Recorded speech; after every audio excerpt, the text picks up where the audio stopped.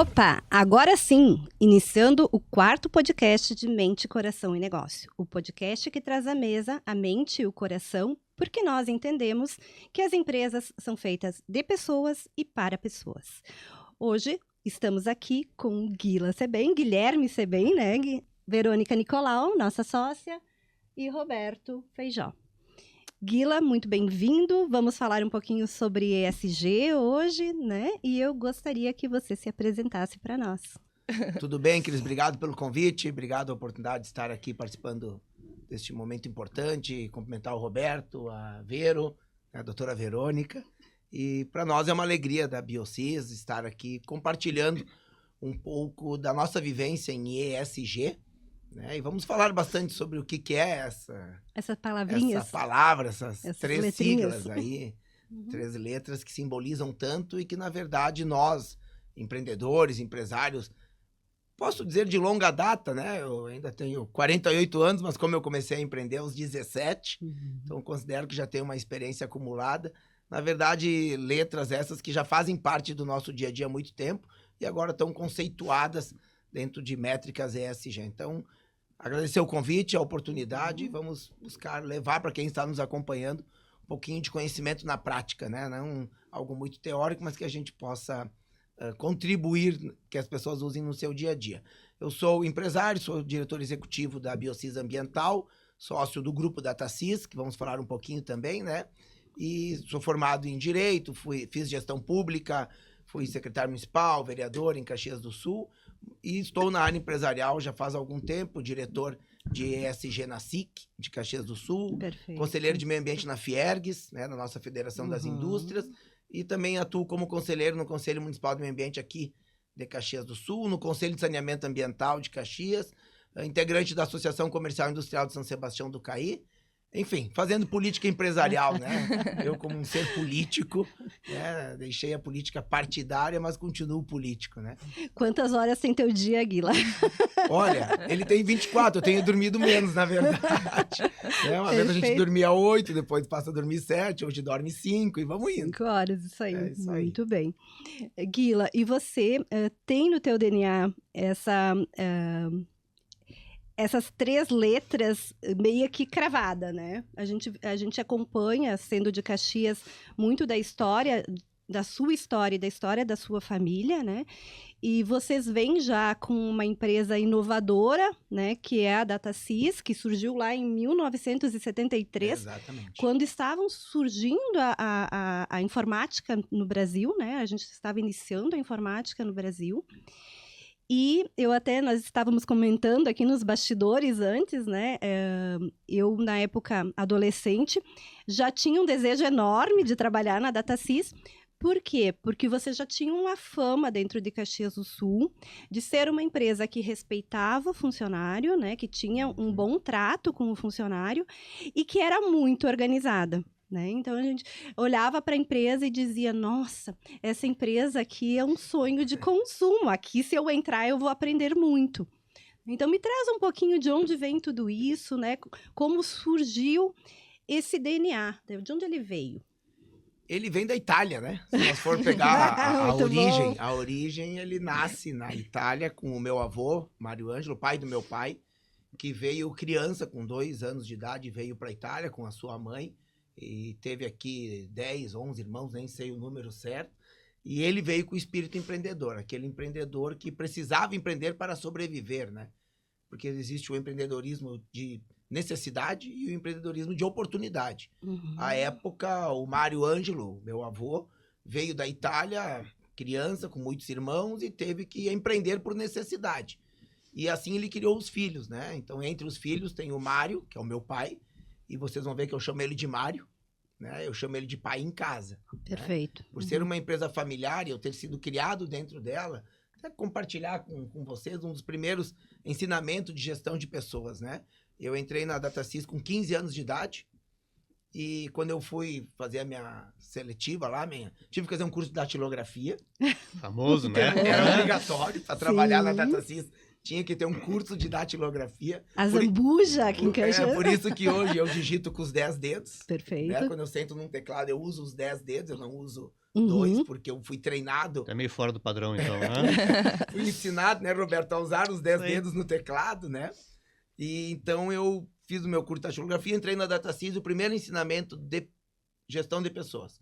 Seja bem-vindo, Guila, aqui você é nosso novo colaborador. Teu chefe é o Gilberto, acima do Gilberto tem o Homero, acima do Homero tem o Lores e acima do Lores tem o Mário. Então aqui o Mário é teu diretor, teu presidente, não é teu pai. E eu pouco contato tinha com ele, mas quando tinha era Mário, né? Então foi o primeiro ensinamento. Tu não é filho do dono aqui. Aqui na empresa tu é um colaborador. Se um dia tu chegar ao patamar de direção, tu vai te relacionar com o dono. Senão tu vai ficar aqui no teu lugar como trabalhador. Isso foi um ensinamento bem importante, né? Então esse espírito que veio com o Mário Ângelo, meu avô, empreendedor, e ele, até hoje nós temos um negócio no litoral que nos rende frutos. Ele faleceu faz 8, 10 anos, e o negócio que ele criou, que é um negócio imobiliário, uma imobiliária, até hoje rende frutos para a família, né? Desse espírito inquieto do italiano que chegou e precisava, por necessidade, empreender, gerar renda para sua família, sustentar a sua família, né? E esse meu avô, então, criou 7 filhos, entre eles o Mário e o Mauro. E o Mário e o Mauro, em 72, o Mário se formou engenheiro eletricista pela Escola de Engenharia da URGS, e o Mauro estava se formando administrador de empresas, né? E eles se olharam e perceberam, e aí vem uma coisa interessante, que hoje a gente fala tanto em inovação, startup, disruptivo, né? Eles perceberam que computação seria um negócio de futuro. Não existia ainda o termo informática. E foi totalmente disruptivo. E eles criaram a DataSys, época, né? Companhia de Processamento de Dados, em janeiro de 73. E aí nasce, então, a história do grupo empresarial DataSys, esse que a Cris comentou conosco, né, Roberto? Que teve vontade de trabalhar. E não foi uma vontade só tua, viu, Cris? A década de 80 e a década de 90, antes dos anos 2000, a DataSys era a referência na área de informática, então, né? A computação, a gente evoluiu para a informática, e aí as pessoas que estudavam tecnologia, que estudavam processamento de dados, desenvolvimento de sistemas, tinham o desejo de trabalhar na DataSys, porque ela era uma referência no mercado gaúcho, também uma referência no mercado regional, mas principalmente era parceira da IBM, porque a grande sacada do Mário e do Mauro foi: vamos botar uma empresa de computação. Legal, por onde começamos? Quem é o melhor no mundo em computação? IBM. E aí eles dois piás, né? Um com 23, 22 anos, outro com 21. Mas visionários, né? 2 piás, né? Visionários, corajosos, audaciosos. Procuraram a IBM do Brasil. Disseram: nós queremos botar uma unidade da IBM no Rio Grande do Sul.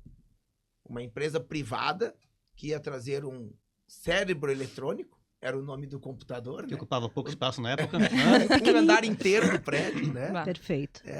O nome popular era cérebro eletrônico, né? O computador IBM, as pessoas não entendiam o que era um computador, né?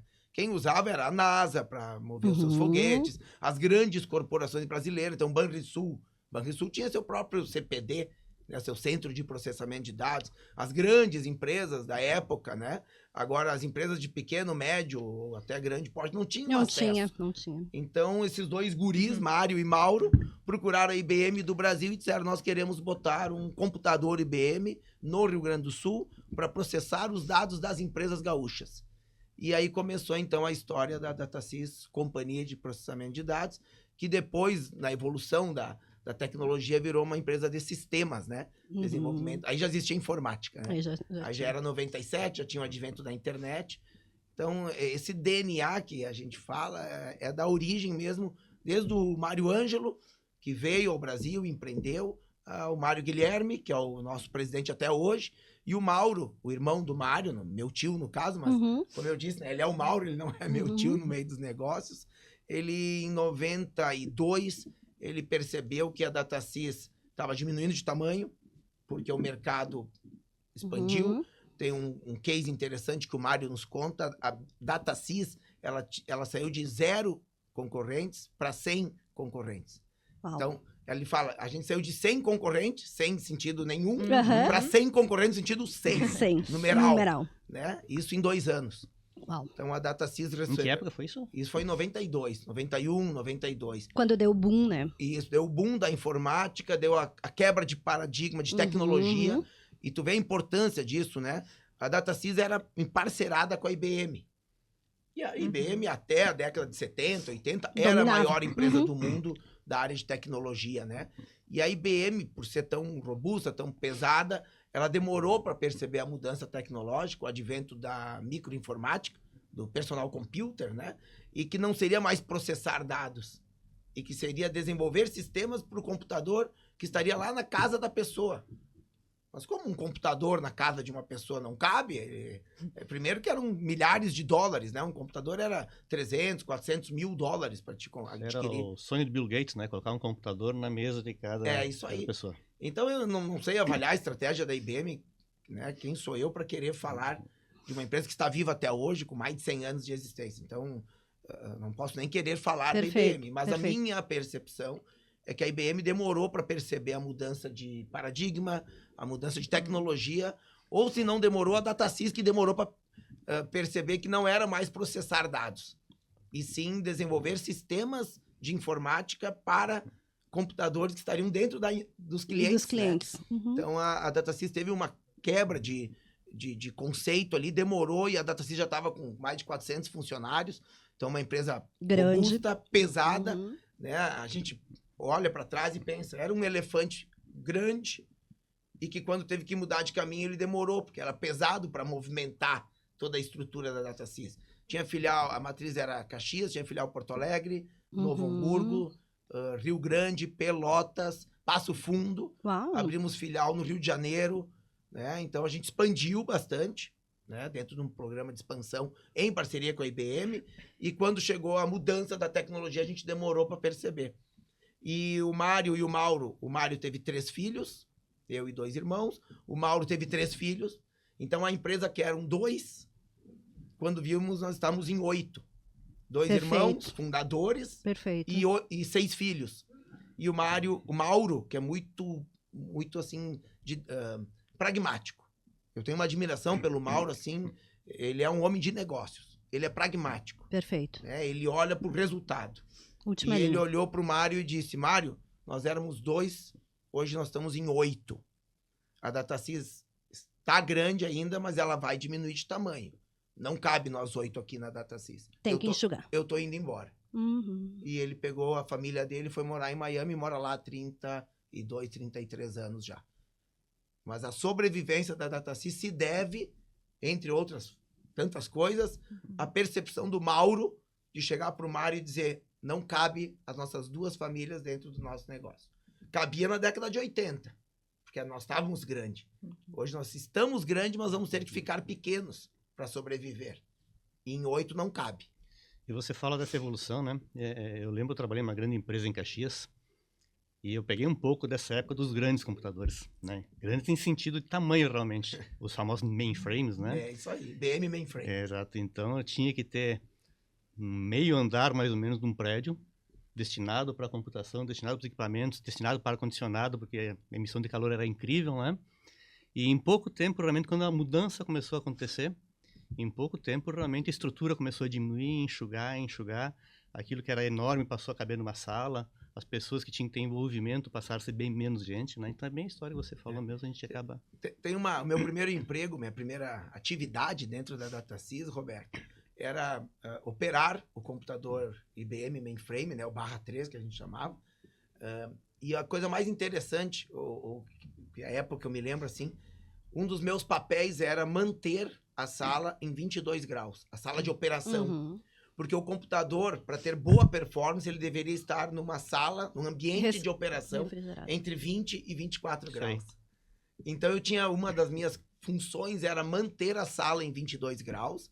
Então, eu tinha que, uma vez por semana, fazer a revisão dos ar-condicionados, dos filtros do ar, para não ter um problema de ar. Não era manutenção, mas eu Mas era responsável por... limpar os filtros de ar, Uhum. manter qualquer coisa, acionar a manutenção, né, do ar-condicionado. E um ponto legal também que eu lembro que eu tinha que cuidar do no-break e do motor estacionário. porque o computador ele não poderia ficar sem luz. Porque se tivesse um pico de energia, uma Perfeito. queda de luz, para te Nossa. reinicializar o computador era um trabalho árduo. Era muito Não é que complicado. nem hoje, aperta um Aperta um botão, né? Não é nem Uhum. botão mais, tu dá um comando de voz, né? É. Desligar celular, Sim. ele se desliga. À época, o computador, para ser reiniciado, precisava um técnico.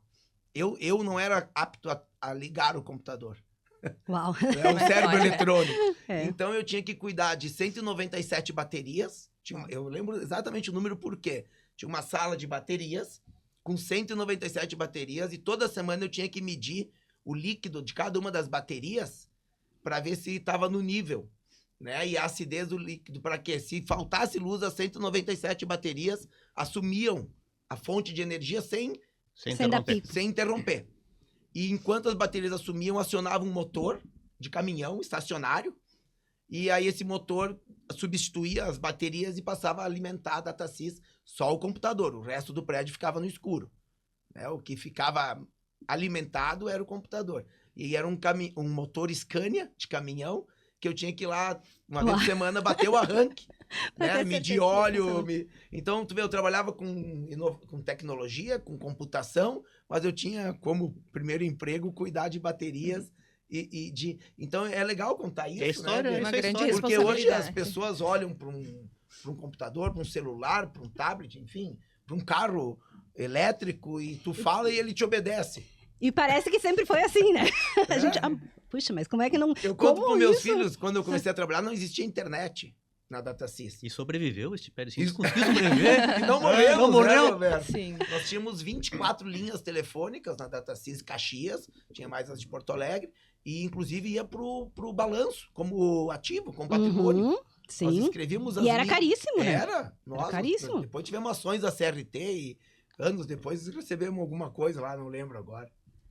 Mas eu queria fazer um corte aqui para quem está nos ouvindo, em dois pontos bem interessantes que o Guila trouxe. O primeiro, para entrar na empresa, mesmo sendo filho, mesmo sendo sobrinho, né, ele teve que provar o valor como profissional e começar, vamos dizer assim, de baixo, né, Sim. Guila?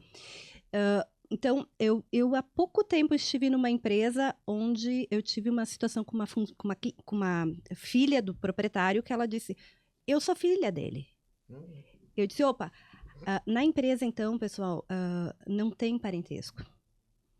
É profissional. É o cargo que você está ocupando que você tem que entregar, né? Então, esse é um ponto importantíssimo. Segundo ponto que você traz, então, no momento da virada da DataSys, né, é o Mauro, né? O isso. Mauro, trazer então para a mesa, opa, a gente está muito inchado. Nós precisamos enxugar. A empresa precisa diminuir de tamanho. É. E eu e meus filhos não cabemos no novo tamanho. E isso, muitas vezes, eu que trabalho com recuperação de empresa no extrajudicial, muitas vezes isso é muito difícil de internalizar para a família. Porque vem muitos sentimentos, né?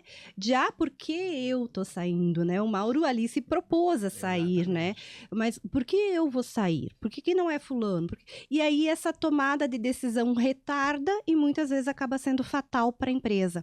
Então, quem está nos ouvindo e que tem a sua empresa e que é uma empresa familiar, pensem, reflitem sobre isso. A gente está falando aí de 92, o Mauro foi embora. 92. 91 foi o ano que teve que se tomar a decisão, ele foi embora em 92. Então, é algo que já está consolidado, que já foi testado por muitas empresas. Pensem sobre isso.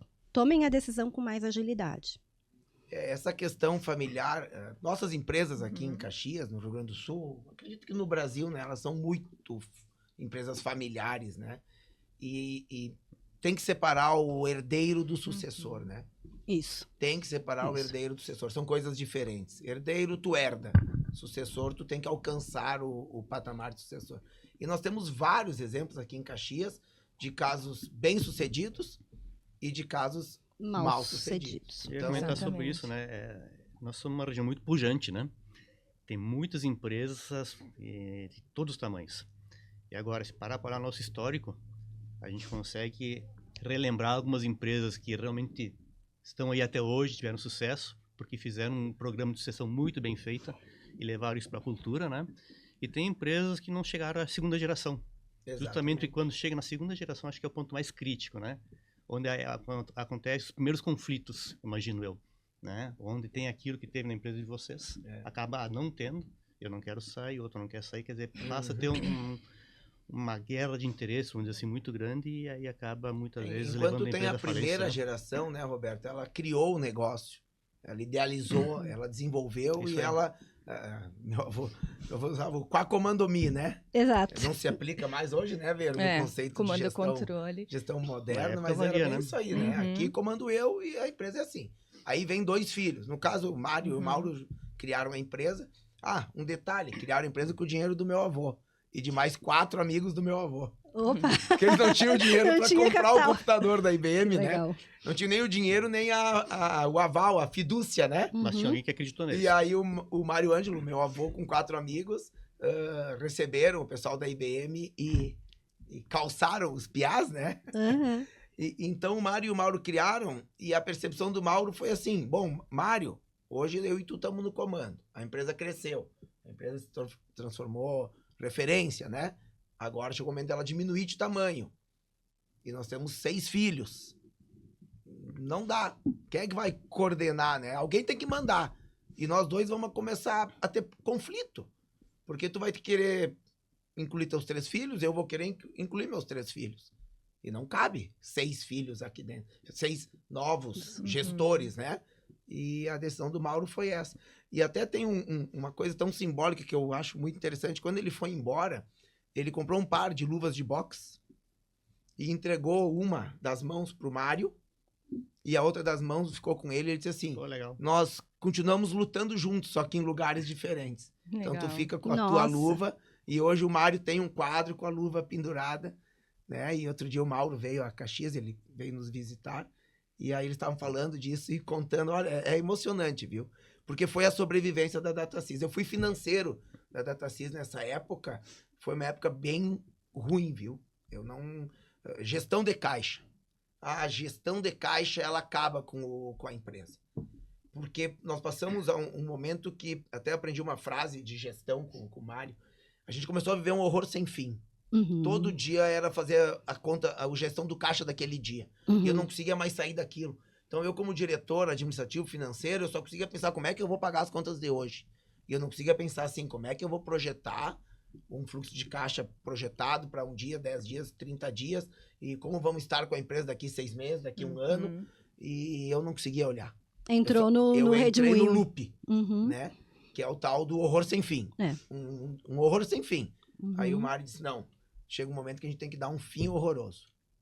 O que é um fim horroroso? Para, Repensa. repensa, faz as Reestrutura. decisões, paga Uhum. os direitos trabalhistas, né? Eu aprendi isso na gestão de pessoas. Primeiro de tudo, respeita teu colaborador. Primeiras pessoas. Primeiras pessoas, porque elas fizeram a DataSys chegar até aqui. Então, se nós estamos com uma dificuldade, é elas as primeiras que a gente tem que assistir. Segundo, governo.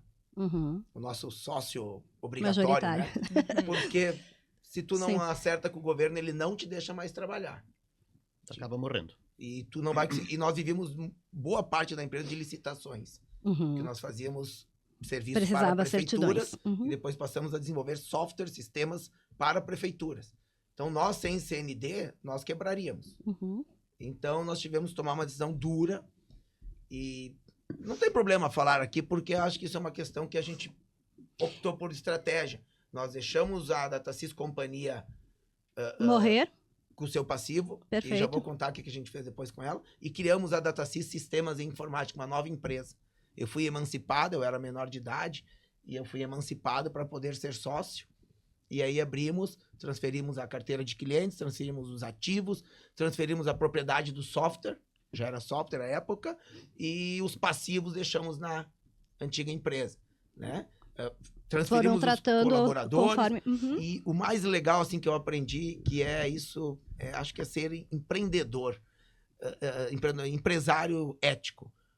A RFL, como a antiga DataSys mudou de nome para RFL. Nós Perfeito. mudamos a razão social para não confundir. Tinha DataSys Sistemas e tinha DataSys Companhia de Processamento de Dados, a antiga. Então a gente manteve a DataSys Sistemas com a marca no mercado, estratégia, e a antiga passou a se chamar RFL, Companhia de Processamento de Dados. A RFL, ano passado, 2024, nós acabamos de pagar todos os débitos dela. O Mário disse, eu não vou, né, encerrar minha carreira de empresário sem honrar todos os compromissos que eu assumi. Começamos pelos funcionários, depois fomos para os acionistas, aqueles amigos do meu avô lá que tinham... Acreditaram em vocês? O Mário honrou cada um deles, e alguns já tinham falecido, e ele disse, Foi não, pra eu família. vou procurar a família e vou fazer o pagamento das cotas porque eu tenho compromisso moral. E ano passado acabamos de pagar o governo. Pagamos as últimas parcelas de Refis, Regularize. Hoje a RFL, a antiga DataSys, não tem nenhum passivo, está em dia com o fisco, está em dia com os não tem mais Enfim. colaboradores, né? E agora tem ativos. Nós temos precatórios de várias prefeituras da época que pararam de fazer o pagamento, e agora a gente tem ali um ativo de alguns milhões para buscar, né? De imóveis, Recuperar. de precatórios, de essas coisas. Então, isso foi uma definição do Mário. Porque eu, à época, eu estou sendo muito transparente aqui, eu, à época, assim, guri, Mário, deixa essa empresa para lá, deixa quebrar e vamos cuidar da nova, né? E ele, não, eu tenho compromisso, eu tenho responsabilidade com as pessoas, com os acionistas e também com o governo. Pô, Mário, mas o governo não nos retorna como a gente quer, né? A regra tá aí, eu que optei ser empresário. Se eu tenho dívida com o governo, eu vou honrar. Ouvindo você falar, né, Guila, me traz à mente uma coisa que para mim eu prezo muito. É a diferença de inteligência e sabedoria. Né? Inteligência, cada um no seu nível, todo mundo tem, uns mais, outros menos, né? Mas usar sabedoria para tomar decisões, como por exemplo, não, é muita gente aqui, alguns vão sair fora. E fazer isso por conta própria, sem nenhum tipo de atrito, isso é sabedoria. Né? A inteligência vai te dar aquela questão lógica para te poder tomar decisões, mas nem sempre você toma a decisão. Então, o que tu me traz assim, né, me relembra isso, né? Tudo que você falou tem muita sabedoria nas ações que foram tomadas, desde a questão de alguém sair até a questão de honrar os compromissos, iniciando com os funcionários e ainda até o governo. É muito, muito bacana. Hoje na gestão das nossas empresas, a gente, quando tem a receita, a gente já retira o imposto, a gente não considera a receita bruta, né? O imposto é obrigatório, pessoal. Né?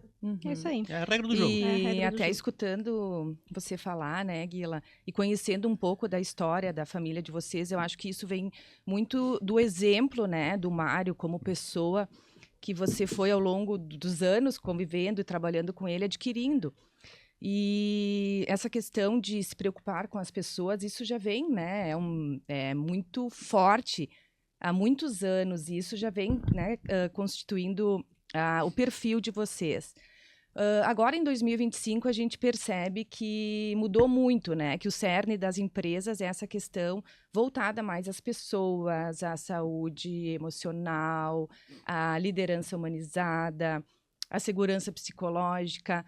E vocês já vêm com esse DNA, né? Que, voltando lá na nossa pergunta inicial, e já estando dentro desses pilares da ESG há uns bons anos, né?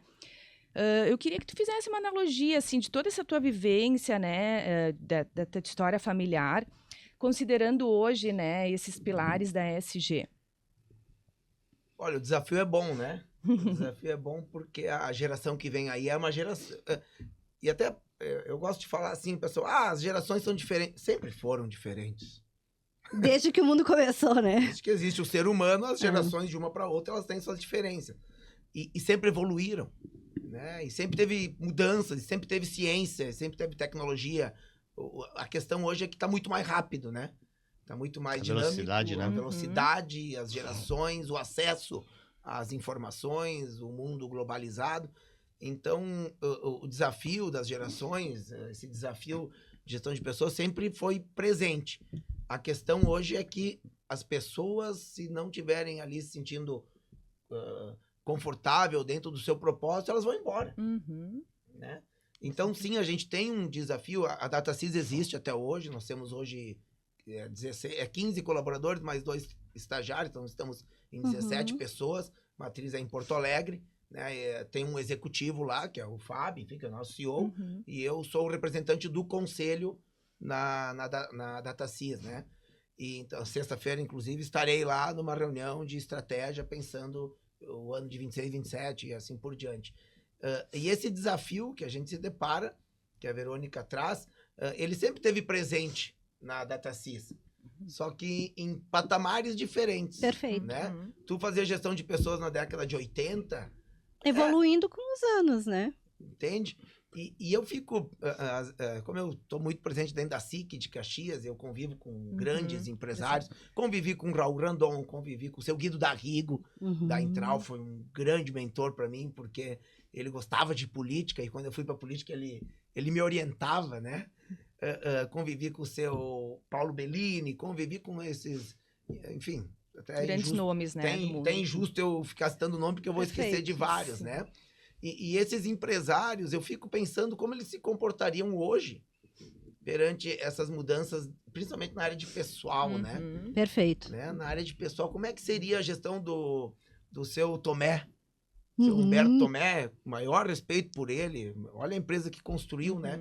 Mas ele era um homem muito direto, né? Muito mais firme, né? Muito direto. O seu Humberto, ele não sorria se ele não gostava, ele não batia nas costas e ele não mandava recado. E era o perfil do empresário na época dele. Era o perfil, Eu diria né? que era o perfil da nossa sociedade na época, porque nós também fomos criar. Eu, pelo menos, eu sou a 7ª filha de uma família de 8, né? Olha só. Então, assim, o meu pai, ele tinha uma idade muito maior, né, do que seria um pai de 3, 4 filhos, vamos dizer assim, né? Então, eu vim de uma cultura que ela é lá das pessoas que talvez tivessem hoje 70, 80 anos, né? E ele trazia assim, tu vai fazer isto, e é isso, Isso aí. e não vai conversar. É isso, né? É imposto. E a gente tem essa geração no mercado, então não era errado, era a realidade da época, É né? a mesma, trazendo para a esfera ambiental, né? Esse conceito de não era errado, e de fato não era. E eu citei um nome aqui, não tenho nem autoridade para falar em nome da família Tomé, mas eu conheço a história da siderúrgica Tomé, ela é bonita a história. O seu Humberto foi um grande empresário da nossa região, construiu uma empresa sólida e se dedicou para a área empresarial e para a área social também. Perfeito. Por muitos anos ele coordenou lá o Mocov, lá da parte da brigada, e chamava os empresários, temos que comprar uma viatura nova para a brigada militar. Então vamos se cotizar aqui, ligava pro seu Raul, tu entra com uma cota assim, ô Bellini, tu entra com uma cota assim, e vamos comprar uma viatura nova pra brigada. E acabou, eu vou mandar comprar amanhã. Feito Decidido. Isso aí. Era a O fio do bigode. da época, Então né? foi assim que se construiu a nossa região. Então eu jamais botaria em xeque algum estilo de gestão, de liderança do seu Humberto, dando um exemplo. É isso aí. Mas hoje, em 2025, Não cabe o mais. conceito Sim. de gestão de pessoas é diferente. Exatamente. A mesma coisa a área ambiental. Né? O pessoal me diz, mas nós, as metalúrgicas, na década de 60, vou botar 60 para ficar mais para trás, né? Se eu falar 90, 2000, fica muito perto. Nós pegávamos o óleo de usinagem e jogávamos no Tega. Sim, a cultura era essa, mas é um dano ambiental. É um dano ambiental. Hoje não se admite mais. Não se admite porque a espécie evoluiu. Né? Evoluiu, eu digo, às vezes por inteligência, às vezes por sabedoria e muitas vezes por reação. Porque o planeta, ele reage à ação que sofre, né? Ele reage. Então, essas ações que a gente está vendo de mudança climática, de intervenção, não é que o planeta é ruim.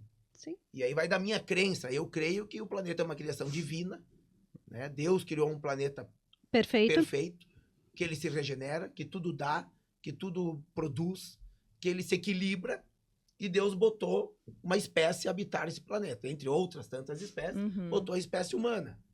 Né? Mas isso é uma crença do Guila. Mas, Sim. Guila, você traz num dos E o teus... que nós estamos fazendo com a criação que nos foi emprestada? Atribuída. E aí ela não é nossa, né? Porque a gente recebe e tem que deixar para os filhos. Você trouxe, eu acho que foi no La Salle, em uma das tuas palestras, Isso, né? Você trouxe uma coisa que me impactou muito. Assim, eu ouvi o teu vídeo e você diz assim, gente, o mundo não vai acabar. O planeta vai continuar existindo, Cris. Com É nós isso ou sem aí. nós. É isso aí. A decisão é nossa. É isso aí. Né? O planeta ele se regenera, ele se reorganiza, ele tem milhões de anos e vai continuar existindo. O que pode acontecer é a espécie humana não existir mais no planeta. E aí fica um questionamento. Será que para o planeta não seria melhor? Eu não estou dizendo que seria. Estou deixando Para nós né? refletirmos, para né? nós refletirmos. Como nós né? agimos aqui, né? Os dinossauros foram dizimados por questões de uma catástrofe natural. Asteroides, né? Meteoros, sei lá, aquela história toda lá. Nós, neste momento, não somos vítima de uma catástrofe provocada por mudanças Ao nada. natural, né? Ao do natural, isso, ao universo. natural. A gente está Tem provocando. cientistas, eu acompanho um cientista que ele é bem cético. Ele entende, ele defende uma tese, e tem fundamento a tese dele, que as mudanças estão ocorrendo porque o planeta passa por mudanças a cada ciclos, né, a cada eras, e com o homem ou sem o homem, as mudanças iriam acontecer. E que nós não temos interferência nenhuma. Porque 3/4 do planeta são oceanos e lagos e águas, onde a gente intervém pouco e aquela coisa toda. Pode ser. Mas na minha percepção, a gente está aumentando a velocidade da mudança. É sabe? isso que eu ia comentar. Se isso é verdade, e pode ser que seja, no mínimo a gente está fazendo com que ela aconteça mais rápido, né? E No aí, mínimo Roberto, se nós somos a espécie racional, eu sempre boto entre aspas, né? Porque eu fui educado que o ser humano, né? Você que cuida de pessoas, né, Ver? O homem é o ser racional que habita o planeta Terra. Eu fui educado assim. Que nós somos munidos de inteligência, né? E temos racionalidade. Se nós somos a espécie racional, não é dever nosso usar esta razão, esta inteligência com sabedoria e fazer ações para que a gente preserve a nossa casa, o planeta e as outras espécies que são irracionais. Né? Então é essa a questão. Se de fato as mudanças ocorreriam sem nossa ação, legal, mas então vamos fazer ação para que elas não ocorram, né? Vamos buscar a sobrevivência. Né? O cuidado do planeta não é mais uma questão bonita. Né? Eu digo, pessoal, cuidar de um passarinho que quebrou a asa, bonito, legal. Plantar uma árvore, legal. Não estou dizendo que não é bonito, mas não é isso que vai salvar a nossa espécie. A nossa espécie que vai salvar é nós saber conviver com a casa que a gente vive e com as outras espécies. Né? Eu sou neto de caçador. Meus 2 avós caçavam. Perfeito. Né? Tanto o pai da minha mãe e o pai do meu pai. O meu pai foi caçador, agora está aposentado, né? O meu irmão mais velho continua com o exercício da caça, porque é uma cultura dele. Né? Eu já não tenho essa cultura, o meu irmão mais novo também não. Os filhos vão ter menos ainda. Meus filhos, né? Então é uma prática que vai se perdendo. É uma questão cultural, sim, da nossa região, do italiano, que caçava para sobrevivência. Isso aí. A passarinhada era para comer, não era para matar os passarinhos. Né? Hoje a gente não precisa mais matar os passarinhos para comer. Né? Por isso que nasceu o galeto primo canto, né? Vamos contar essa história aqui. Não é o nosso assunto.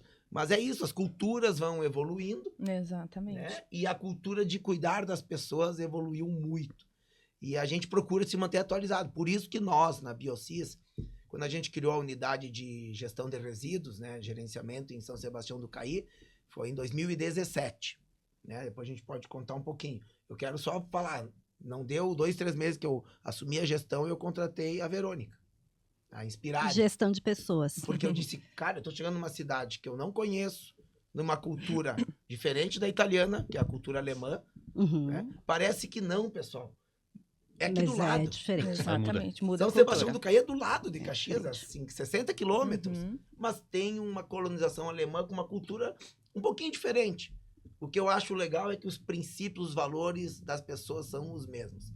Família, trabalho, cuidado dos filhos, educação. Prosperidade, né? Busca de prosperidade. Né? Então, a gente chega numa região e olha, vocês vão achar que eu demorei para aceitar isso. Eu tenho um vizinho que é alemão, vizinho de empresa. Né, meu? Seu Germano.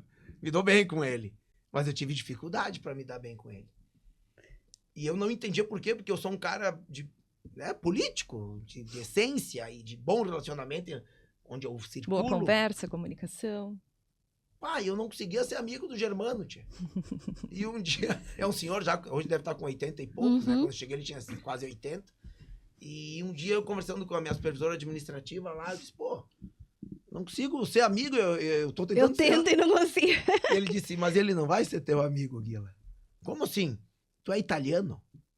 Mas o que tem a ver uma coisa com a outra? Ele é alemão. Mas da onde que existe uma distância entre alemão e italiano aqui na nossa região, né? Por favor. Não, Guilherme, ele é do tempo antigo, que os alemães chegaram antes que os italianos, e de fato chegaram 50 anos antes, e ocuparam os espaços, e os italianos chegaram, e aí, não, vamos, sobe a serra, italianada, não fica aqui enchendo o saco. Então, ele vai se relacionar contigo, mas O ele necessário.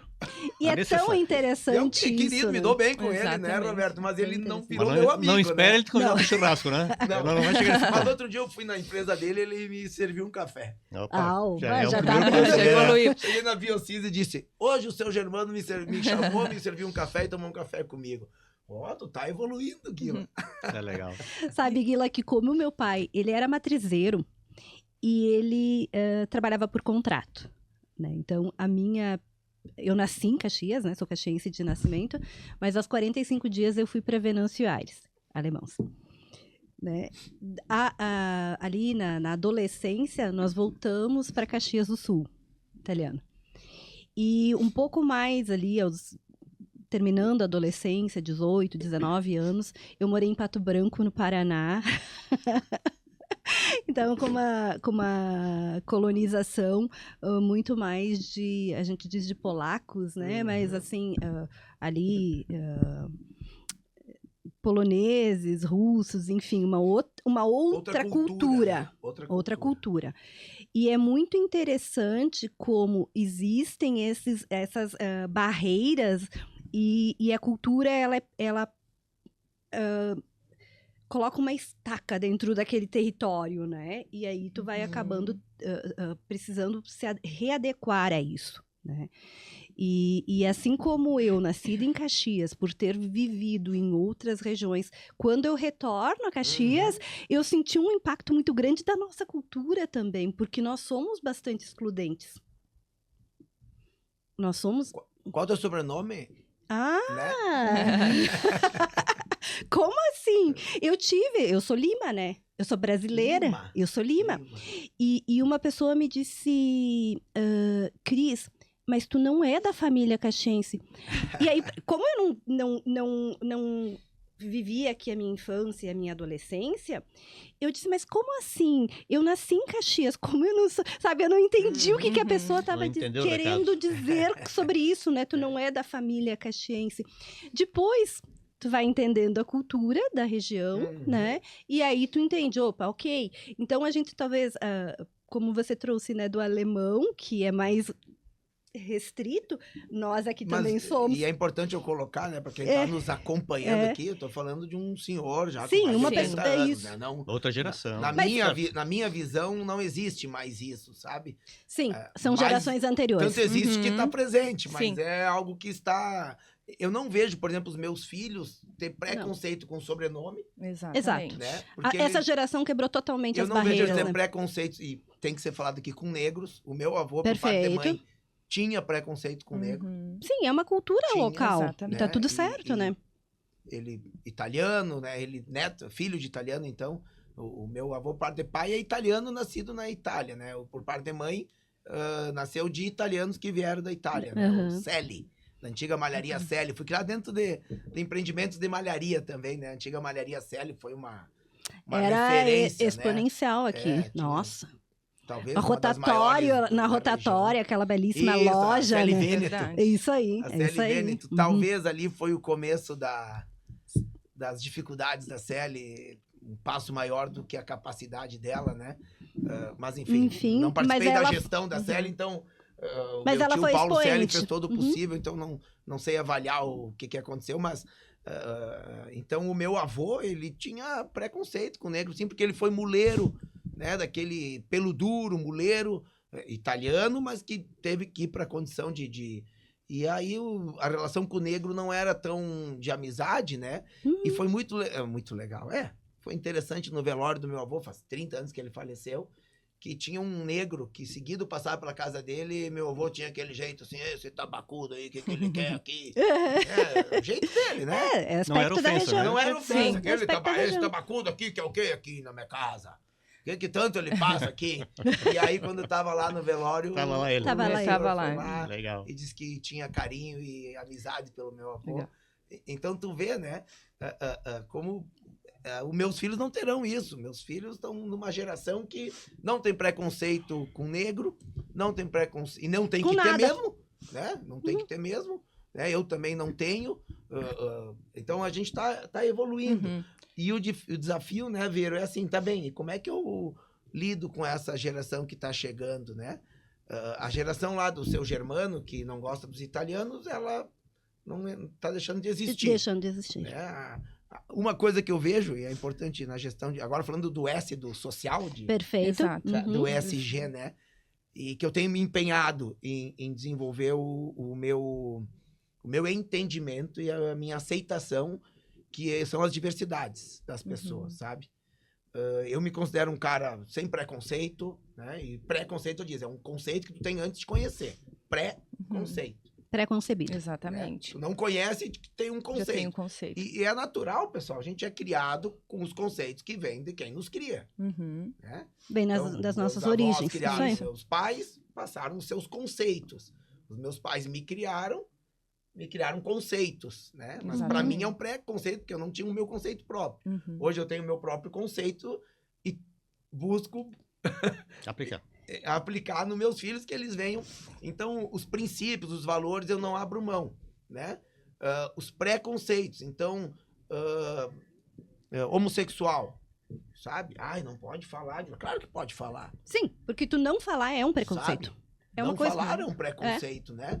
Então, eu não tenho nenhum preconceito se algum homossexual vier trabalhar na Biocis. Eu não tenho e não posso ter como gestor moderno, né? O que eu ainda tenho preconceito, porque daí é um valor meu, é um casal de homossexuais adotar uma criança. 2 homens adotar uma criança. Aquilo tu tá ultrapassado, ainda estou ultrapassado, então. Esse princípio é um valor que eu trago Uhum. de que família, homem Que e tá mulher enraizado, constituindo... Mas aí não é bem preconceito, aquilo que você falou, é valor, né? Aí é valor, É um valor, né? é um valor. Mas né? é algo teu e Algo que tá meu. ok. Sim, né? Então, eu como específico. gestor, me considero um cara que procura estar atualizado, moderno, com práticas Uhum. de gestão. Estou fazendo uma pós-graduação agora, um MBA em ESG. Perfeito. Achei que ia ser uma coisa tranquila. É. Comecei, né, eu comentei contigo, achei que ia ser tranquilo. Meio ambiente, trabalho nisso há 17 anos, tenho formação em direito, fiz cadeira de direito ambiental. Pô, vou tirar de letra gestão, governança, compliance. Eu nunca estudei tecnicamente, Uhum. mas fui criado dentro do conceito empresarial de gestão, de Que a gente planejamento. já fala na DataSys lá atrás, Entendeu? né? Fui Já criado falamos. dentro de planejamento estratégico, desde a década de 80, a DataSys faz seu planejamento, que foi Uhum. uma exigência da IBM, inclusive, à época. E que foi inovador E isto, para Isso. o período, né? Para a época. abrindo um parênteses, a DataSys passou a fazer planejamento estratégico por uma determinação da IBM. Uhum. Se vocês querem continuar sendo nossos parceiros no Brasil, vocês têm que fazer planejamento estratégico. E foi muito bom para vocês. E foi excelente, foi o que Legal. deu o exponencial da empresa à época, né? E a IBM não só determinou, como ela veio e fez junto conosco os primeiros planejamentos. Bom. Ensinou a gente Uhum. a fazer planejar. Porque a IBM é uma empresa Sim, sólida. gigante. E voltando então para essa análise Do ESG. do ESG, né? E fui fazer minha pós-graduação. Caracoles, meu, tô levando um baile. Tô tendo que estudar um monte e tô tendo que me reinventar e quebrar preconceitos, viu? Mas se não fosse Legal. assim, não teria muita graça, né? Se fosse lá pra, né? O bom é quando a gente Verdade, realmente se esforça. né? Deixa eu E, aproveitar- aí, Bom. e Guila, assim, é muito interessante a gente olhar o quanto a gente traz dos genes, né, do Exato. passado para nossa realidade do dia a dia, nas nossas atitudes e decisões, né?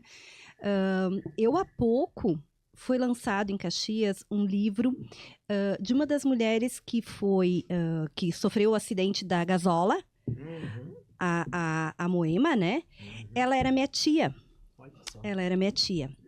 E aí, lendo o livro, eu entendi de onde veio a cultura do meu pai.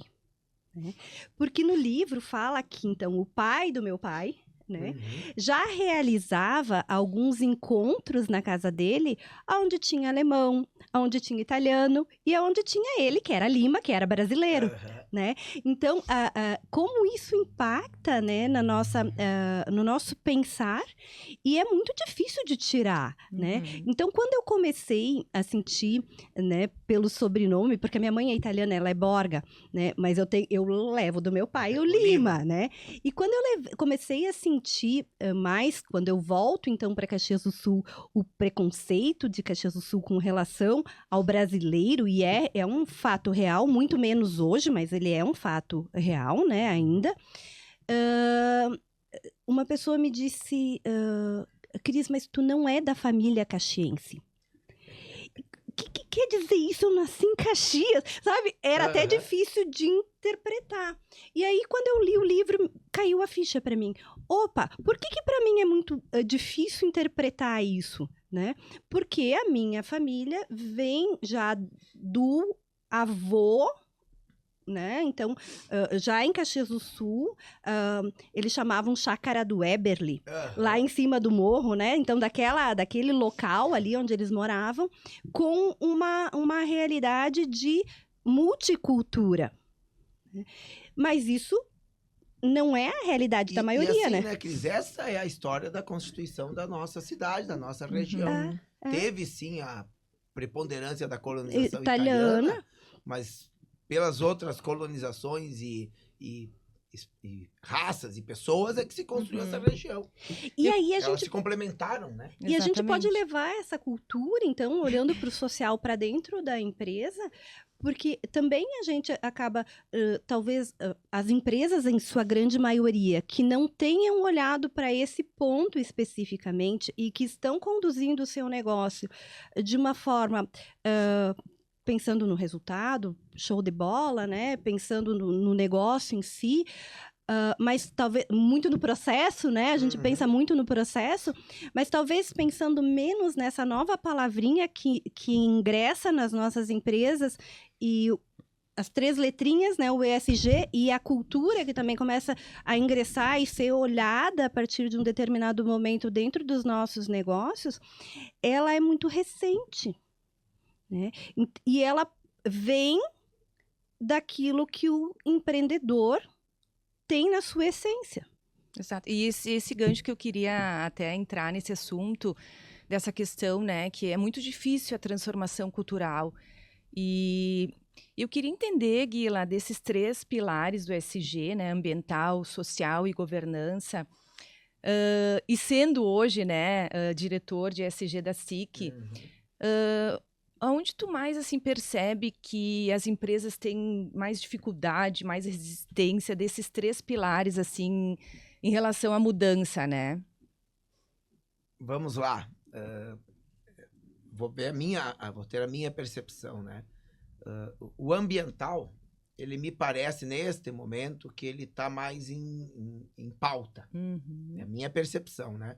Eu não falo em moda. Perfeito. Sim. Porque moda vem e passa. O ambiental não vai passar.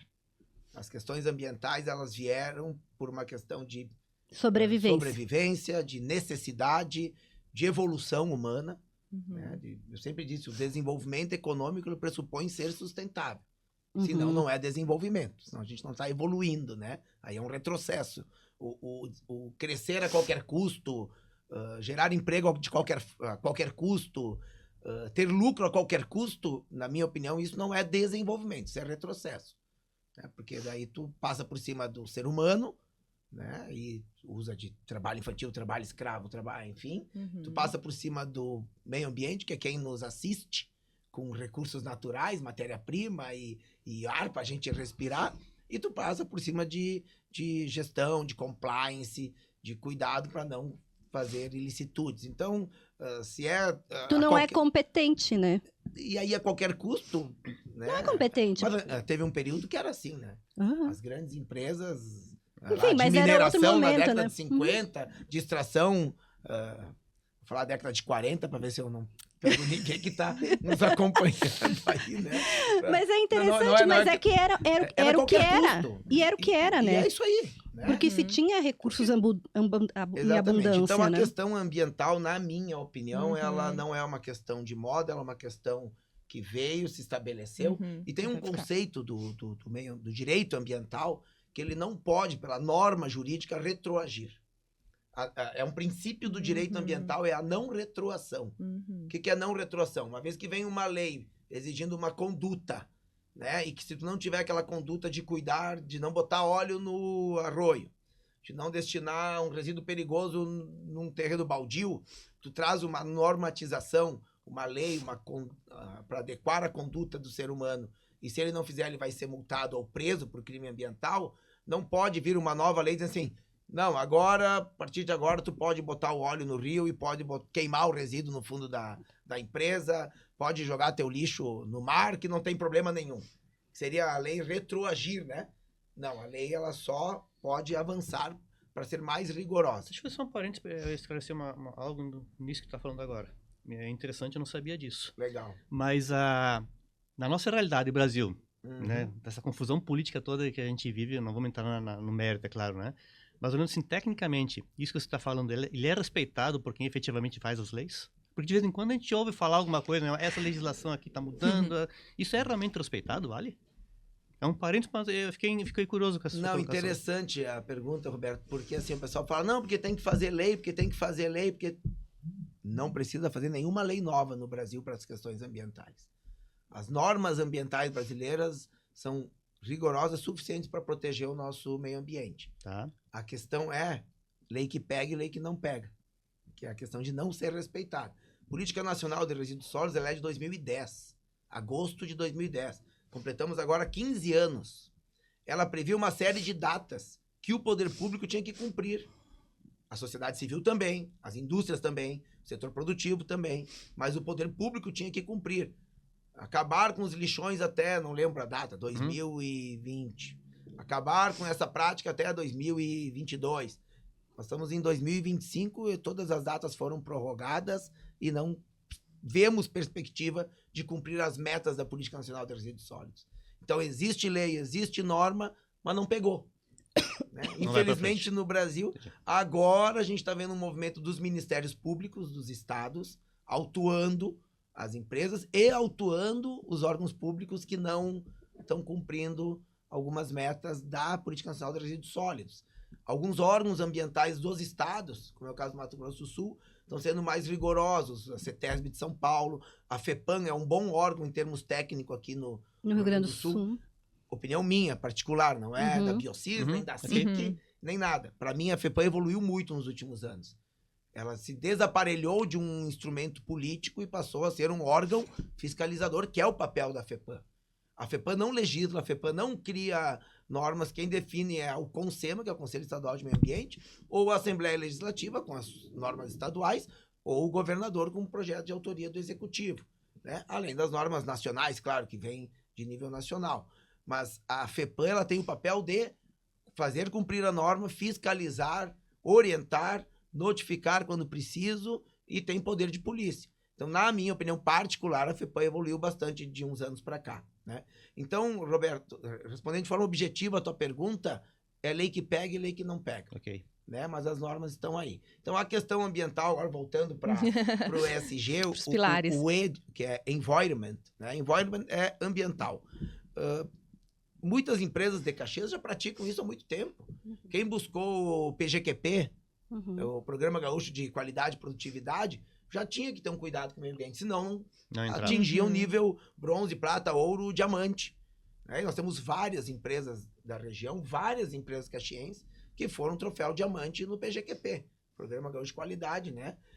Quem certificou ISO 9, ISO 14, né? São várias, para poder competir no mercado, não só nacional, mas especialmente internacional, já tem todo esse cuidado com o meio ambiente. Né? O que a gente está vendo no environment é um aumento do nível mundial de competitividade para se inserir. Por exemplo, Environment Randon publicou em 2021 que até 2025 ela não usaria mais a tecnologia de aterro. para os resíduos que ela gera. Lá em 21, lá para 2025. Chegamos. pessoal. Chegamos. Planejamento estratégico. Chegamos. Isso é meta que ela publicou para poder valorizar suas ações no mercado, na Bolsa de Valores. Né? Depois eu vou falar, acho que dá para dar uma pincelada, mas só para eu não perder o foco aqui. Então, as empresas que fornecem para a Randon, elas têm até esse ano para parar de botar resíduo em aterro. Porque se ela dizer, não, mas o aterro é mais barato, de fato é mais barato. A Biocis não trabalha com aterro. Nós trabalhamos com uma tecnologia de blendagem para coprocessamento, que o resíduo vira combustível alternativo em forno de cimenteira. Vira uma fonte energética renovável. Alternativa, né? Não é renovável o termo certo. Então, a empresa diz assim para a Biocis, pois é, mas vai custar mais caro. Vai. Eu disse, natural. Eu vou pegar o teu resíduo, eu vou transformar ele num combustível derivado de resíduo, e ele vai virar um combustível alternativo, e ele vai ser destinado de forma ambientalmente correta, sem nenhum passivo ambiental, com emissões controladas, tratadas, beleza. Mas o aterro é mais barato. Se tu quer pelo mais barato, segue com o aterro. O resíduo não é tratado, ele é disposto num local, e daqui 1 ano, daqui 3, daqui 5, daqui 10, o resíduo está ali. Ele não foi tratado. E quem responde pelo resíduo? Quem gerou. Enquanto o resíduo existiu, Roberto, quem gera responde pelo resíduo. E aí entra o conceito um pouco de custo e valor, né? Pode ser mais barato na hora. Pode né? ser mais Mas barato. qual é o valor que isso tem para a humanidade, né? Se tu continuar com o aterro e tu fornece para a Randon, a partir de janeiro do ano que vem, tu perdeu o teu cliente. Porque ele não vai mais te contratar. É o ecossistema que vai se que ajustando. Vai se ajustando. A questão ambiental, então, para mim, talvez porque eu sou apaixonado por meio ambiente, né? Sou um ambientalista e sou um cara positivo, sempre olhando para frente. Então, para mim, a questão ambiental, ela não retroage para o princípio do direito ambiental e também por uma questão de inteligência. Eu acredito que nós somos seres inteligentes. E eu tenho a impressão que essa nova geração já está muito optando pelo fornecimento de empresas que estão... Com certeza, Cris. A educação ambiental, a gente está ainda muito incipiente, mas ela já começa a apresentar resultados de consumidores Isso aí. que, quando vão consumir, dão uma olhada na pegada daquele produto. Perfeito. Né? E aí vem pro S do social, e a pegada também vem assim, mas ele é produzido aonde esse produto? Num país, sei lá, não vou citar a China porque eles evoluíram bem. Como é que é o trabalho lá? Não, eles usam crianças de 12 anos, de 10 anos. Eles têm o regime do trabalho escravo, porque eles botam a pessoa a trabalhar por $10 por mês. Aquele consumidor que está sendo... eu não quero comprar esse produto. Porque daí, socialmente, eu estou estimulando a desigualdade, a injustiça. Então, o social, para mim, também é algo que está evoluindo por uma questão de humanidade, por uma questão de, primeiro, as pessoas. Né? Incipiente ainda? Não, acho que a gente evoluiu bem. E governança, aí eu sou suspeito de falar do G de governança, porque como eu fui criado por empresário, sou neto de empresários, vivo na SIC, eu tenho 48 anos, eu estou na SIC desde os 17 anos. Eu entrei como SIC jovem. Perfeito. Uma boa caminhada então, dentro da SIC. E a gente falou, né, a DataSea já tinha... né? Antes de falarmos uma parceira sobre mundial como a isso IBM. aí. Então, a questão governança, para mim, é algo mais da minha formação mesmo. Faz parte do cultura, teu DNA. Que para mim é óbvio. Né? Mas o óbvio tem que ser dito. Eu estou vendo agora, só falando de governança, como é difícil, né? Tu tem, como é que é? Casa de ferreiro... Espeto de pau. Casa de ferreiro, o espeto tem que ser de ferro, né? Exatamente. Casa de ferreiro, espeto de ferro. Isso E aí. eu tenho a minha esposa que abriu uma empresa faz 2 anos e eu não consigo botar uma gestão mais organizada na empresa dela. A empresa é dela, né? Mas eu sou um investidor. Tá certo. Mas a gente tem algumas falas também, porque a gente vem numa evolução. Mas algumas coisas também a gente vem perdendo. Né? Então, eu percebo que hoje as pessoas dão pouca... As pessoas, eu digo assim, talvez as empresas menores acabam dando pouca importância para a gestão, porque a gente tem um conceito de que a venda é essencial e o processo, a produção, Isso, ou o processo, operação, né? a operação é essencial. Mas que essa parte do administrativo, como eles costumam dizer, isso aí a gente faz depois, isso não gera resultado. Só que é um engano, né? Infelizmente é um engano. O gestor, o executivo, o gestor, não o acionista, tá? O acionista, ele coloca lá o investimento em cima de um plano de negócio e vai acompanhando os resultados Observa de fora. e os números, né? Mas quem está à frente tem que pensar o negócio. Primeiro, não pode ter preguiça, Perfeito. né? Porque a coisa Perfeito. mais fácil é dizer, não, mas eu tô trabalhando pra caramba. O cachorro corre Não atrás do interessa. rabo, ele vai trabalhar pra caramba. É. Né, Roberto? Né, Ver? Vai suar, vai transpirar, vai criar preparo físico e tá correndo atrás do rabo. Resultado zero. Então, o trabalhar pra caramba não Não é uma métrica. Não é uma métrica para medir o resultado de um executivo, né? E outra, se ele estiver enfiado no operacional 100% do seu tempo, tem que mandar ele embora. Ah, mas quem é que vai fazer o operacional? Outra pessoa menos o executivo. É muito caro. Né? Ele tem que ter boa parte do tempo dele para pensar o negócio.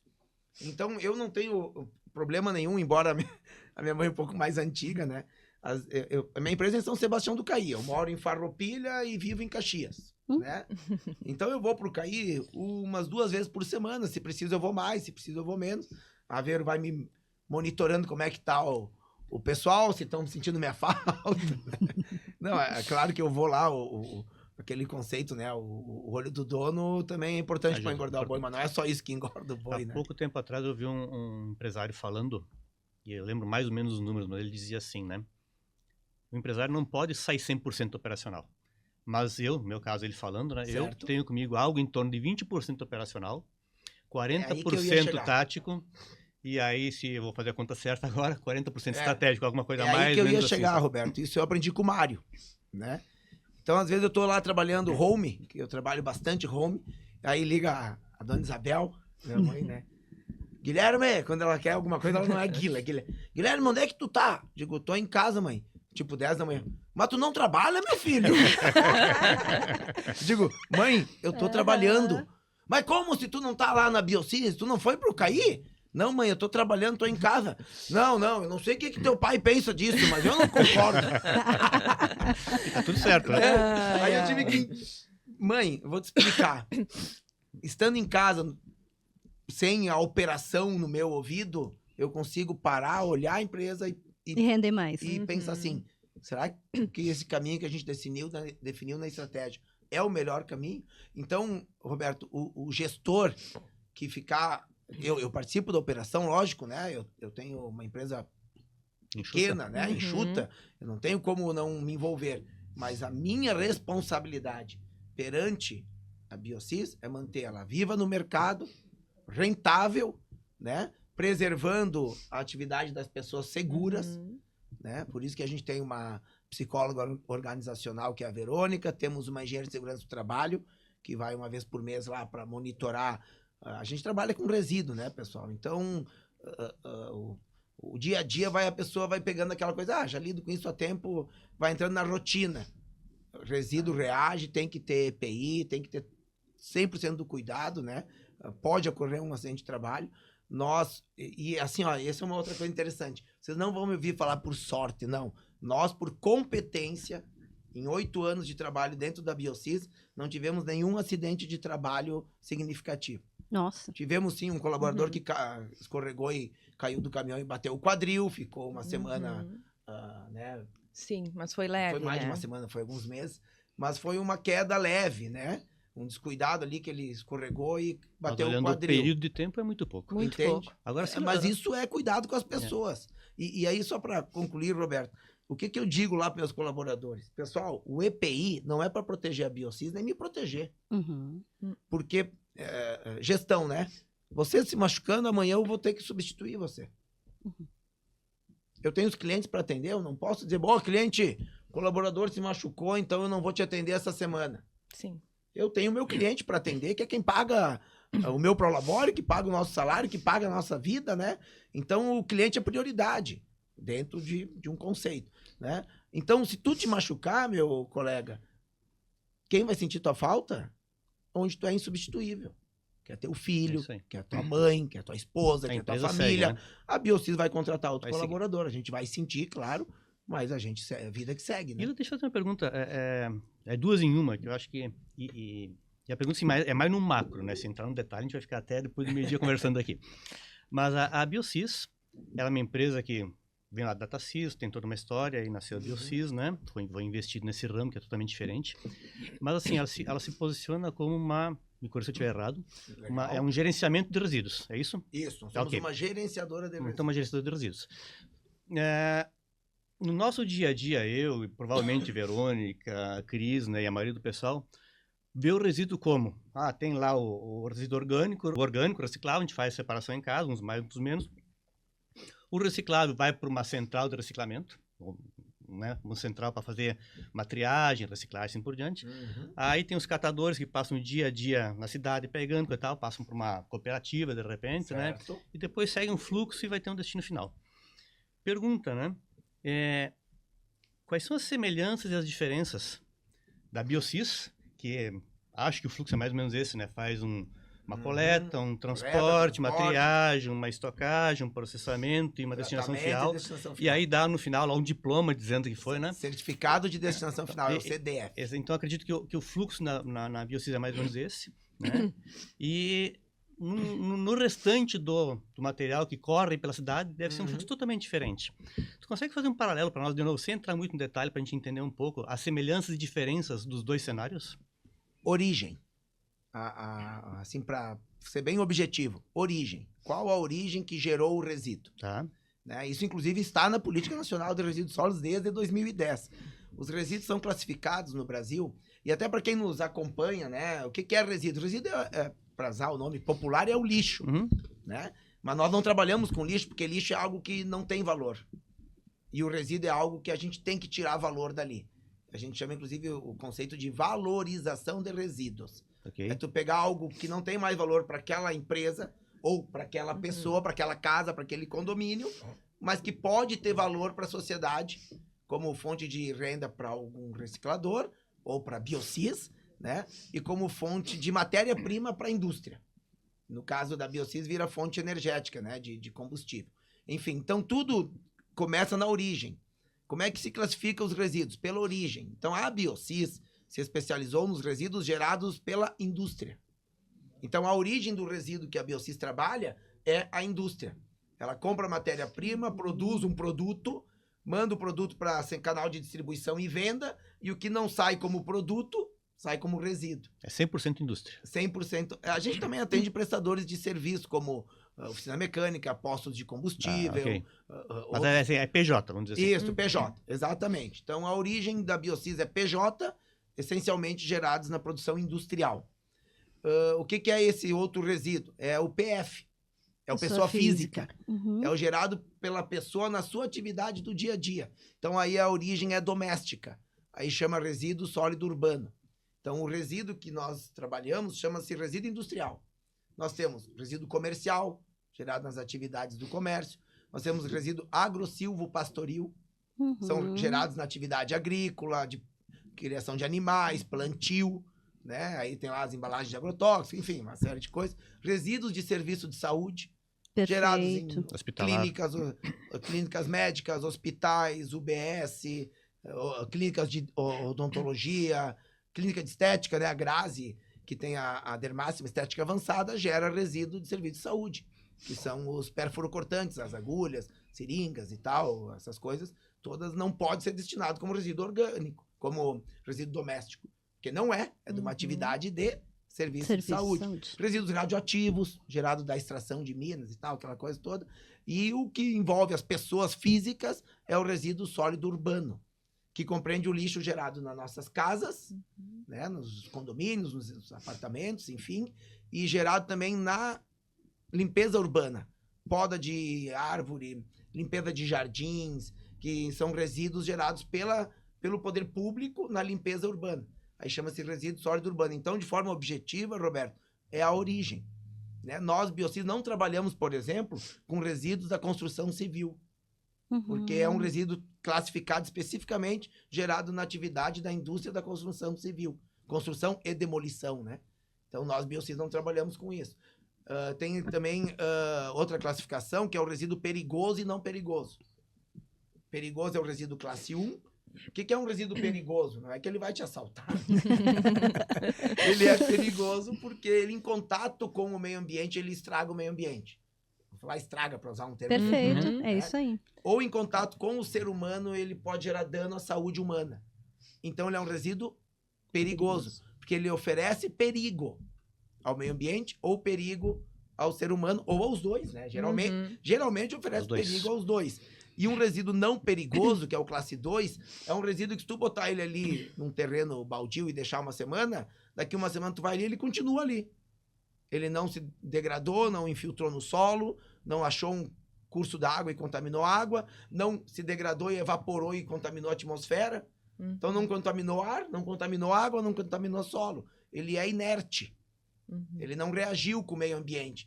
Então, por exemplo, garrafa PET, né?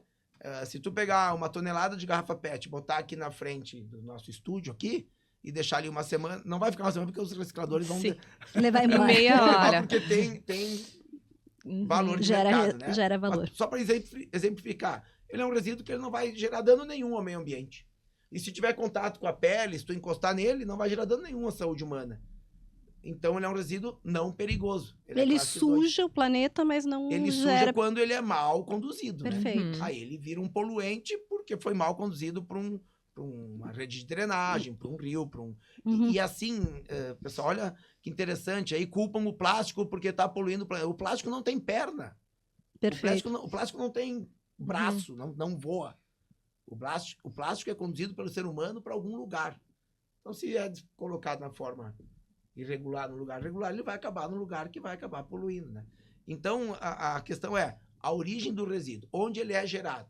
E conforme a geração, quem responde por ele. Então, eu digo para o pessoal que a gente trabalha, eu oriento, né? Pessoal, a indústria que gera resíduo responde por esse resíduo, enquanto ele existir.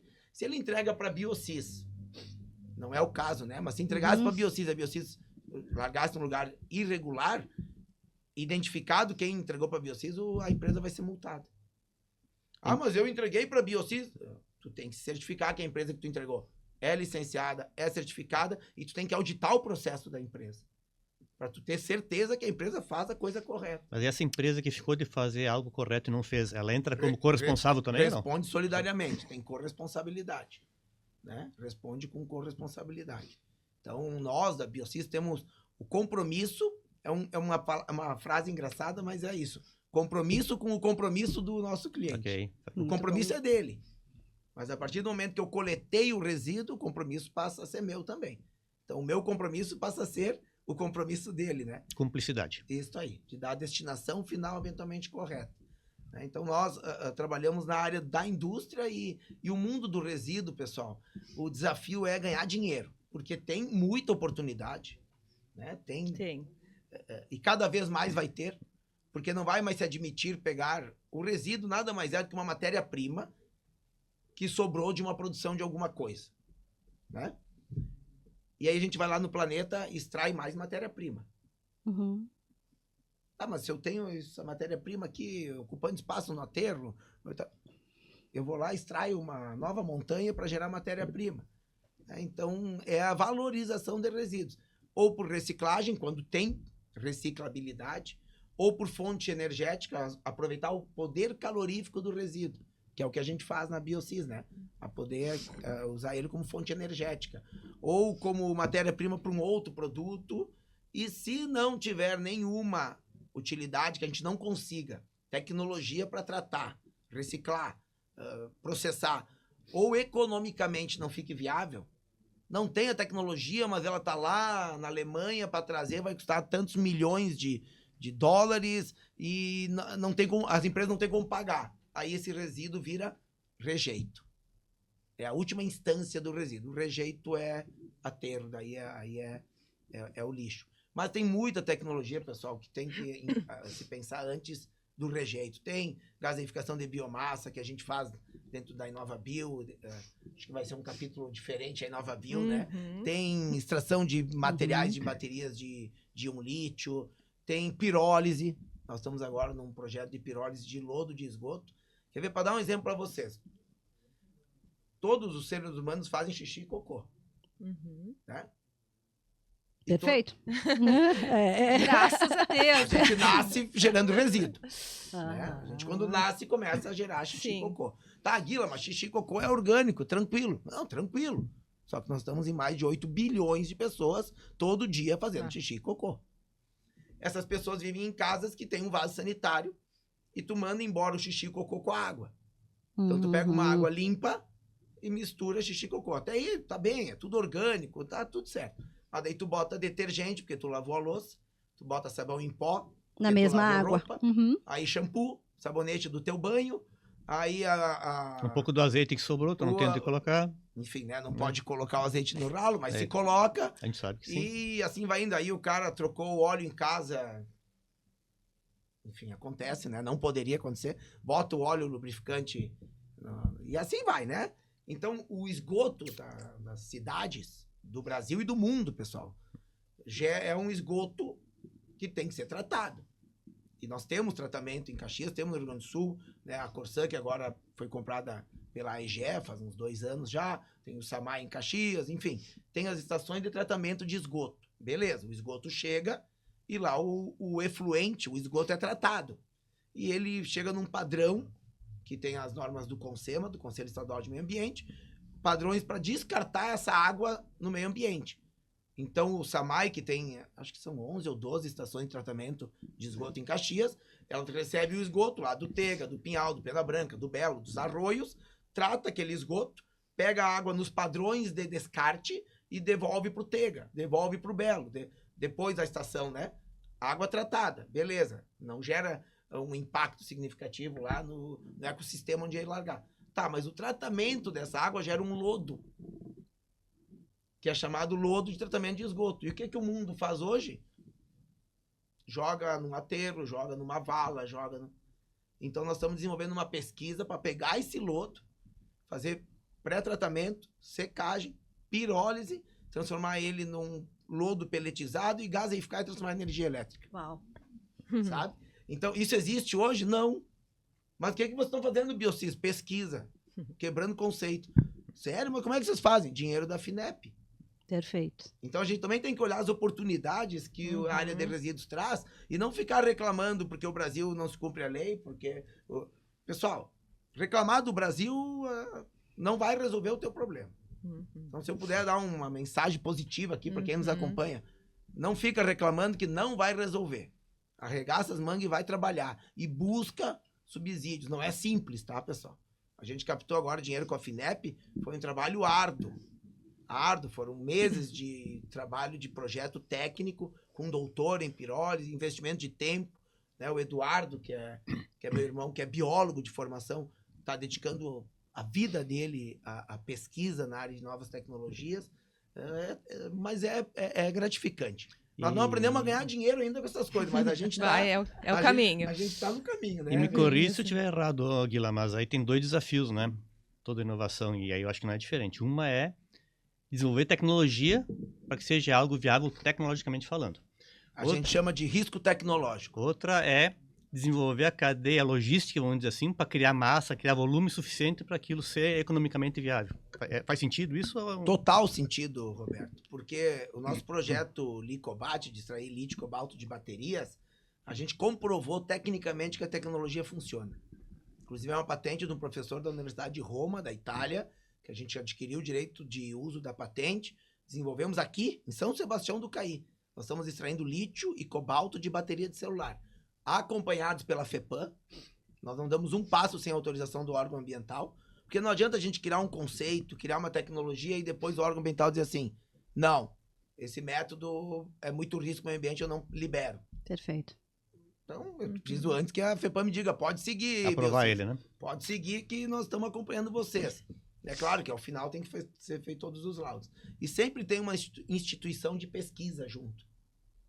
Inclusive tem uma diretriz da FEPAM que determina que para novas tecnologias tem que ter uma instituição de pesquisa que acompanhe o processo e dê laudos.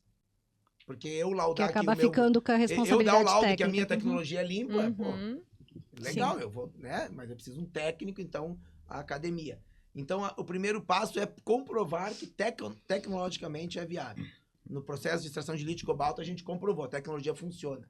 E agora o gargalo está no seguinte, economicamente é viável no Brasil? Perfeito. Um país continental, onde eu vou ter que catar bateria de celular E nós tivemos essa experiência na área de lâmpadas, que a nossa primeira atividade ambiental da Biocis foi logística reversa de lâmpadas com tratamento e recuperação de mercúrio, lâmpadas fluorescentes.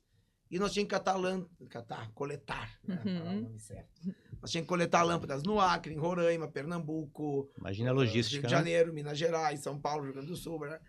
E caminhões, né? A gente vive de um modal rodoviário, e o cliente dizia, mas tu vai me cobrar para levar minhas lâmpadas embora? Sim, eu preciso pagar o custo logístico, mas tu não vai reciclar ela? Sim, mas eu tenho todo um trabalho, como é que eu tiro o mercúrio de dentro dela?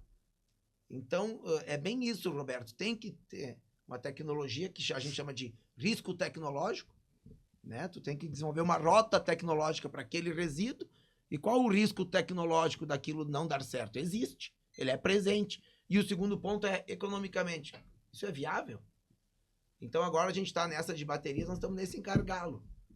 Porque nós concluímos que esse processo, para ser viável, precisa milhões de baterias. Volume, né? Volume. E onde é que elas estão, as baterias hoje? Na gaveta de uma casa. Como é que eu faço isso chegar numa planta industrial com custo baixo?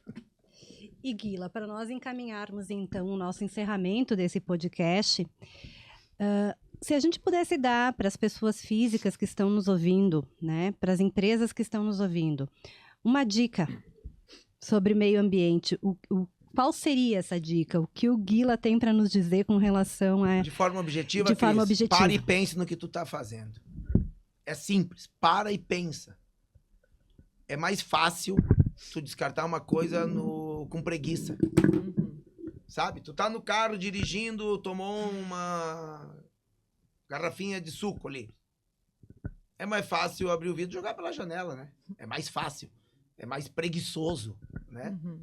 Para e pensa, tá, mas se eu jogar pela janela, vai prejudicar. Mas se eu botar aqui, chegar em casa e botar no seletivo, não vai prejudicar. Parou, pensou, agiu. Ponto. Fazer com consciência. Sabe? É parar e pensar. O cuidar do meio ambiente, no começo, dá um pouquinho mais de trabalho. Depois vira Hábito. um hábito, sabe? Eu tô muito feliz com a educação que eu tô conseguindo dar para meus filhos. Eles não jogam nem chiclete pela janela do carro. Nem chiclete. Guila, mas um chiclete vai acabar com... Não, um chiclete vai fazer um efeito mínimo. Mas aí é a tu para e cultura. pensa, tá, mas peraí, se eu sou um de 8 bilhões, se hoje 8 bilhões de pessoas jogar um chiclete pela janela, vai dar um impacto, né? Não, mas eu sou só um. Não, tu não é só um.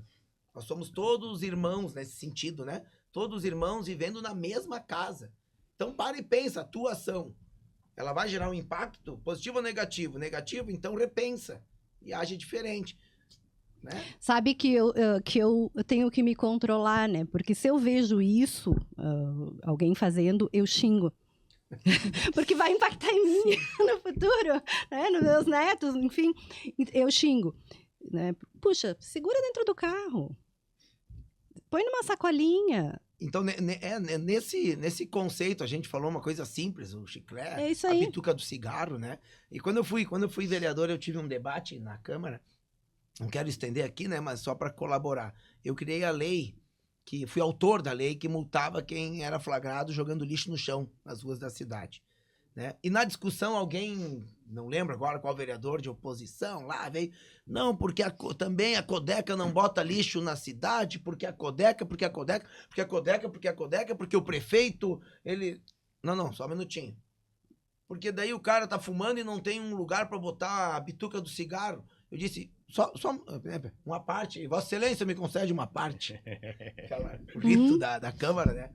Não, Vossa Excelência traz uma questão presente. Agora, esse fumante, ele foi até o posto comprar a carteira de cigarro, né? Ele comprou o isqueiro, né? Ele caminhou e acendeu o cigarro. Então, ele teve uma ação de compra, que é um direito dele, para satisfazer o seu prazer. Aí, quando acaba a ação dele, eu tenho que estar lá com uma lixeira para ele? Se ele pode ir no posto comprar, ele pode segurar a bituca e até encontrar uma lixeira. Se ele pode comprar a cerveja... vai até o mercado e compra, ele pode guardar a embalagem e botar no lixo. É o mesmo conceito. Só que em vez de estar fazendo para satisfazer o prazer, que é quando tu vai ao encontro do que tu quer e adquire, é satisfazer o prazer e dizer assim, destinei corretamente, cumpri a minha parte de cuidar da casa onde eu moro. né? É um sentimento coletivo. Né? Coletividade. Então, tem que ter o pensamento coletivo. E eu não aceito quando dizem assim, mas não sei quem, mas não sei quem. Pessoal, cuida, é tu. É tu. Tu é o agente. O agente. Os transformadores, antes, né? O pessoal, mas é só mais um, não é só mais um. É mais um, né? Por exemplo, eu faço bastante palestras em escolas, que nem eu fiz no La Salle Carmo. Hoje eu vou ter na UX uma palestra para os alunos de Semana Acadêmica de Engenharia sobre a vinculação da pesquisa com o meio ambiente. Enfim, eu adoro isso. Eu adoro, primeiro, porque eu tenho uma qualidade de me comunicar bem, assim, tranquilo. E segundo, porque eu estou cumprindo o meu papel. O meu papel como empresário é fazer a Biocis continuar crescendo, liderando o mercado, sendo rentável, gerando oportunidade para as pessoas.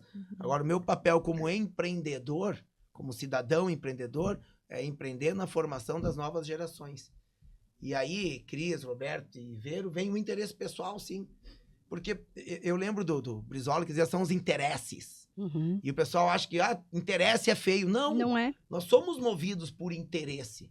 Então, quando eu estou lá educando ambientalmente alguém, eu tenho um interesse de que ele seja um cidadão que preserve o meio ambiente. E que se ele virar gestor de uma indústria, ele saiba que a Biocis está ali para atender ele, né? Afinal, a gente vive de negócios, né? Guila, muito bom, podcast muito bom, muito fluido.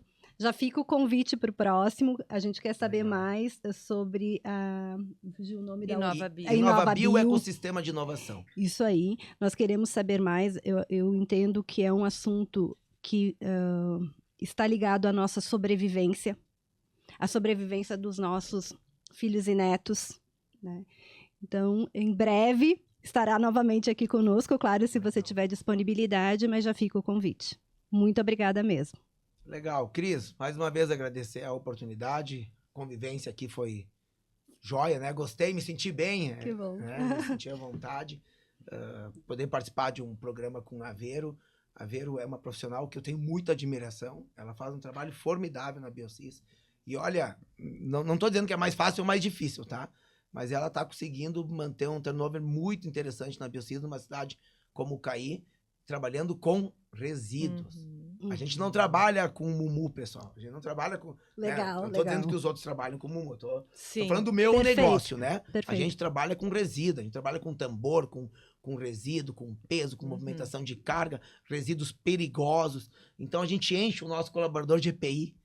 Então, um dia de calor no Caí, que chega a 40 graus dentro do pavilhão, ele tá lá de óculos, capacete, fone, luva, jaleco e bota e tal. E um calorão, e a gente procura dar uma condição de trabalho, mas não adianta, é quente, né? É inerente ao processo. E a né? Verônica tem conseguido fazer uma gestão humanizada, cuidando das pessoas, né? Eu sou muito feliz pela escolha que a Biocis fez quando se instalou no CAI de levar uma profissional, e não tô aqui, né? Tô falando porque é na prática. É fato. Né? Meus amigos que às vezes vêm comentar comigo, tô com problema com o pessoal lá, o pessoal não fica. Cara, investe. Perfeito. Mas aí vou ter despesa que só... Tua visão tá errada. Né? Tu tá reclamando de um problema, mas não quer investir na solução. É despesa, é investimento. Exato. Tu não quer investir na solução, aí diz que tem um problema. Eu tenho a solução. Se tu não investir, tu vai continuar perdendo o sono. Então, legal participar. Obrigada, Vir aqui contigo, de poder compartilhar um pouco da nossa experiência com o Roberto, com a Cris, né? E sucesso, longa vida aqui ao podcast. Mente, Coração e Negócios. Mente, Coração e Negócios. Legal, muito Porque obrigado. a gente não consegue separar, né? O ser humano vem nós junto seres com a mente. intensos, né? Nós seres intensos. Exatamente. Legal. Muito obrigado pelo convite. Nós que agradecemos. Estamos à disposição. E se quiserem falar de tecnologias inovadoras na área ambiental, viemos aí de novo. E Guila, só para complementar também, eu ouço falar do Guila Sebem há muito tempo, né? Mas como pessoa pública, né? E a gente vai... Passando os dias, a gente vai tendo alguma surpresa. Não tinha ideia que tinha essa relação empresário também. Mas foi uma grata surpresa. Então foi um papo muito bacana, um aprendizado muito legal. Com certeza iniciei um relacionamento, né, onde a gente possa também continuar nessa troca de ideias no dia a dia. Obrigado pelo depoimento, obrigado pela participação aí. Pelo tempo disponível para nós. Mas eu já estou aqui pensando em vários podcasts com o Guila. Tem muitos assuntos, Tem muitos né? assuntos. Muito obrigada. bem. Obrigado, Perfeito. pessoal.